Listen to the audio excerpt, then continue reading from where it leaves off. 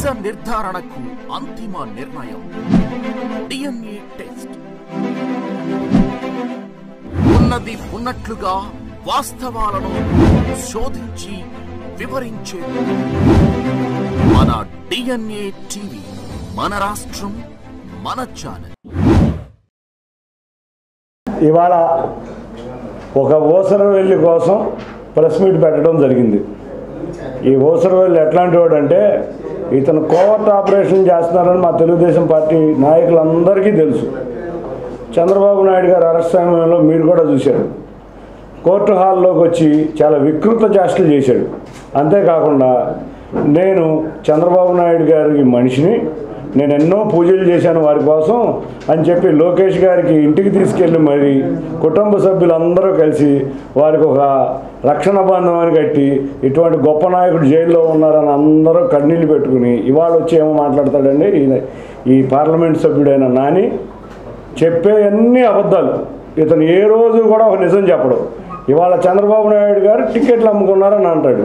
ఇతను చేసిన వికృత చేష్టలు బయటకు రాబోతున్నాయి కాబట్టి ముందుగా గోబల్స్ ప్రచారం చేస్తాడు. ఇతను మీరు అర్థం చేసుకుంటే విజయవాడ వెస్ట్లో ఇద్దరి దగ్గర టిక్కెట్లు ఇప్పిస్తానని ఇద్దరు వ్యక్తుల దగ్గర, ఒకరి దగ్గర ₹1 కోటి, ఒకరి దగ్గర ₹4 కోట్ల తీసుకున్నారు. ఈ విషయాలు తెలిసి అధిష్టానం దూరం పెడుతుంది. అంతేకాకుండా మైలవరంలో కూడా కొంతమంది వ్యక్తుల్ని పాపం మా పార్టీ నాయకులు అమాయకులను చేసి, మీకు టికెట్ నేను ఇప్పిస్తున్నాను, టికెట్ నాదే, లోకేష్ గారు నన్ను ప్రచారం చేసుకోమన్నారని ఢిల్లీలో అబద్ధాలు చెప్పి వాళ్ళ దగ్గర కూడా డబ్బులు వసూలు చేయడానికి కృషి చేశాడు. అతను ప్రతి ఒక్కళ్ళ దగ్గర ఎమ్మెల్యే టికెట్ తెలుగుదేశంలో మీ అందరికీ ఇప్పిస్తానని డబ్బులు వసూలు చేసి అది బయటకు వస్తుంది అనే దాంతో వాళ్ళందరూ ప్రెషర్ ఇవ్వడం మొదలుపెట్టారు. అంతేకాకుండా మీరు ఇంకొక విషయం అర్థం చేసుకోవచ్చు. అతని ప్రాణ స్నేహితుడు అయిన ఒక వ్యక్తి ఉన్నాడు, మీ అందరికీ తెలిసిన వ్యక్తే. అతన్ని కూడా గత 15 సంవత్సరాల నుంచి నమ్మించి మోసం చేసి రోడ్డు మీద పడేసిన వ్యక్తి.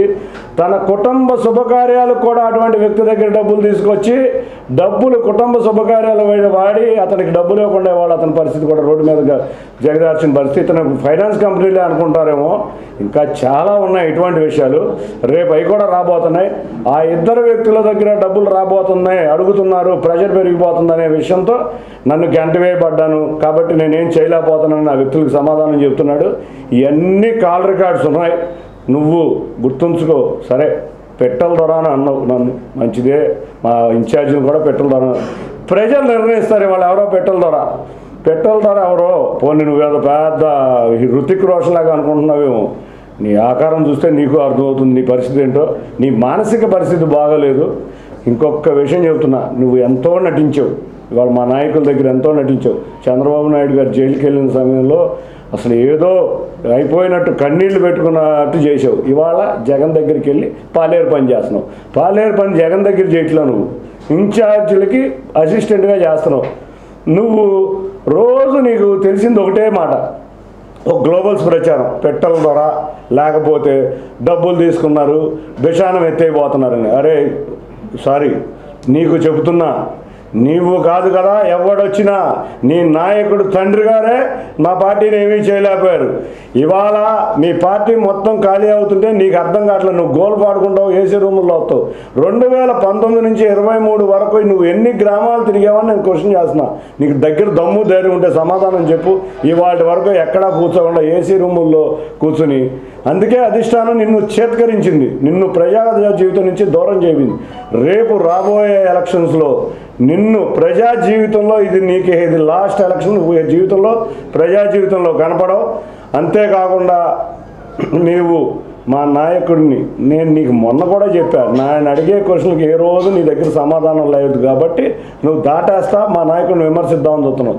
సరే, మీ నాయకుడు ఒక సైకో కాబట్టి మా నాయకుడిని విమర్శిస్తే ఆ సైకో ఆనందం పడతారు కాబట్టి ఈ పిల్ల సైకోలందరితో కలిపి నువ్వు ఇంకో సైకోలాగా తయారయ్యావు. ఒక్కటి గుర్తుంచుకో, ఇంకొక 2.5 నెలల్లో నువ్వు ప్రజా జీవితంలో కాదు, నువ్వు చేసిన తప్పులకి నిన్ను చారుణమైన పరాభవం, అంతేకాకుండా దారుణంగా పరాభవించబోతున్నాం. తెలుగుదేశం నాయకులు, కార్యకర్తలను అన్యాయంగా నువ్వు చేసిన, నువ్వేమంటావు సౌమ్య గారి గురించి, ఆవిడ గురించి నువ్వు మాట్లాడతావా? నీ ఎడ్యుకేషన్ ఏంటి, ఆవిడ ఎడ్యుకేషన్ ఏంటి?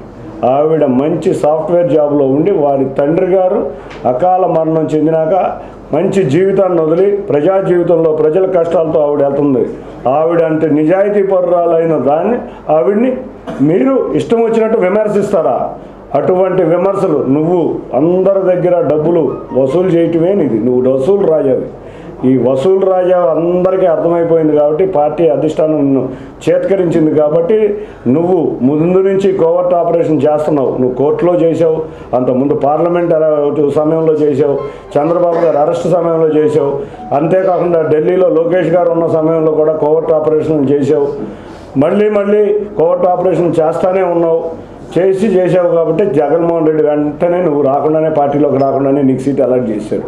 మా అందరికీ తెలుసు జగన్మోహన్ రెడ్డి నిజాయితీతో గురించి ప్రజలకు తెలుసు. అతనికి దాచుకుంటమే తెలుసు. నీకు కూడా అదే తెలుసు, మా అందరికీ తెలుసు. కానీ నువ్వు ఒక పార్టీలో, మా పార్టీలో ఉన్న వ్యక్తిగా నీ జీవితాన్ని ఇంతవరకు మేము బట్టబయలు చేయాల. త్వరలో ఆధారాలతో సహా ఈ విషయాలన్నీ బట్టబయలు చేస్తా. నువ్వు ఎవరెవరి దగ్గర అయితే వసూలు చేసావో న్యాయంగా వాళ్ళందరికీ డబ్బులు ఇచ్చేయి. టికెట్ లాస్ చూపించి నువ్వు ఎట్టా వసూలు చేసావు నువ్వు ఇచ్చేయి. లేకపోతే వాళ్ళే మీ దగ్గరికి వచ్చి చాలా తీవ్ర పరిణామాలు ఉంటాయని హెచ్చరిస్తున్నాను. కోర్టు హాల్లో మీరే చూశారు కదా, బెయిల్ వచ్చేసిందని చెప్పి బెయిల్ రాకుండా అక్కడ ఉన్న ప్రతి ఇన్ఫర్మేషను జగన్మోహన్ రెడ్డికి పంపిస్తా. ఆ రోజు ఈయన పంపించిన ఇన్ఫర్మేషన్ ద్వారానే కమిషనర్ గారు కూడా వచ్చి అక్కడ కోర్టు హాల్లో రకరకాల విన్యాసాలు జరిగినాయని మీ అందరూ రిపోర్ట్లో కూడా తెలిసిన విషయమే. కాబట్టి ఈయన అక్కడి నుంచి కోర్టు ఆపరేషన్ చేశాడు. అంతేకాకుండా ఢిల్లీ వెళ్ళి మేము న్యాయ సలహాలు ఎట్లా తీసుకుంటున్నారు, లోకేష్ గారు ఏ లాయర్ని కలుస్తున్నారు, ఏ విధంగా కేసులో సమాధానం అయిపోతున్నారు, ఇవన్నీ వైసీపీకి చేరవేచ్చాడు. ఆయనకు సంబంధించిన పోర్టల్లో అసాంఘిక కార్యక్రమాలు జరుగుతున్నాయో మీ పార్టీ మీద ఆ విషయం నాకు అంత తెలియదు కానీ మరి దాన్ని విచారణ చేపిస్తే బాగుంటుందని అనుకుంటున్నాను. సరే, ఎన్నికల తర్వాత అన్ని మాట్లాడుకుని చంద్రబాబు లోకేష్ హైదరాబాద్ వెళ్ళిపోతారని చెప్పేసి కేసీఆర్ నాని పదే వ్యాఖ్యలు చేస్తున్నారు. ఆయనకి తెలిసిన రాజకీయం అదే కదా, ఆ రెండు వ్యాఖ్యలు, ఒకటి పెట్టల ద్వారా, రెండోది వెళ్ళిపోతారని. ఇప్పుడు సిద్ధం పోస్టర్లు రెడీ అయినాయి. ఆ సిద్ధం పోస్టర్లకి మేము ఏమంటున్నారంటే మేము పారిపోవడానికి సిద్ధంగా ఉన్నామని వాళ్ళ నాయకులు అందరూ చెబుతున్నారు. అసలు మీరు చూస్తే చంద్రబాబు నాయుడు గారిని కలవాలని వైసీపీ నాయకులు తహతహలాడుతున్నారు. వాళ్ళందరూ పారిపోవడానికి రెడీగా ఉండి తెలుగుదేశం గేట్లు ఓపెన్ చేస్తే వచ్చేయడానికి రెడీగా ఉన్నారు. కాబట్టి ఎవరు పారిపోతారో చూద్దాం. తాడేపల్లి ప్యాలెస్ను వదిలి ఈయన విజయవాడను కేసినేని భవన్ను వదిలి పారిపోతాడు. ఏ రోజు ఈయన ప్రజల్లో కనపడిన వ్యక్తి మీరే చూశారు. 2019 నుంచి 23 వరకు ప్రజా జీవితంలో ఎక్కడా కనపడిన వ్యక్తి. ఆఫీసు గేటు కూడా బయటకు దాటి వెళ్ళిన వ్యక్తి కాదు. ఎవరిని గౌరవించుకోని వ్యక్తి. ఈవెన్ మీలాంటి జర్నలిస్టులు కూడా ఏ రోజు గౌరవించిన వ్యక్తి. అహంకారంతో మాట్లాడే వ్యక్తి.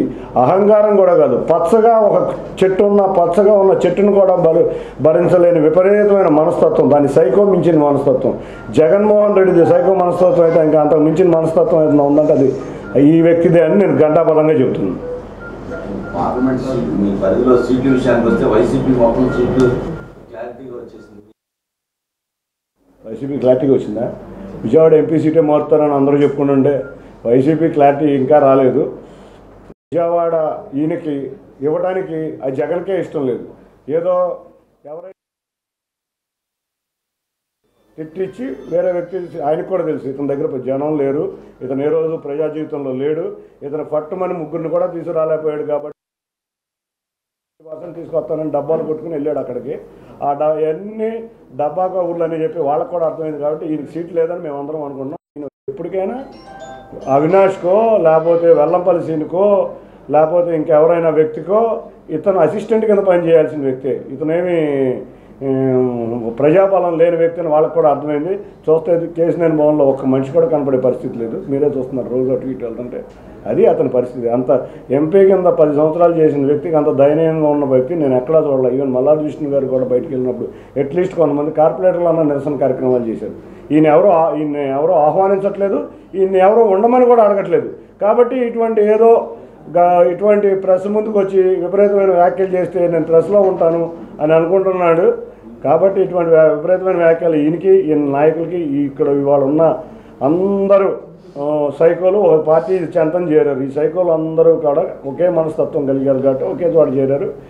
వీళ్ళందరూ త్వరలో ఇంకొక 2.5 నెలల్లో వీళ్ళకి తగిన బుద్ధి చెప్పబోతున్నారు.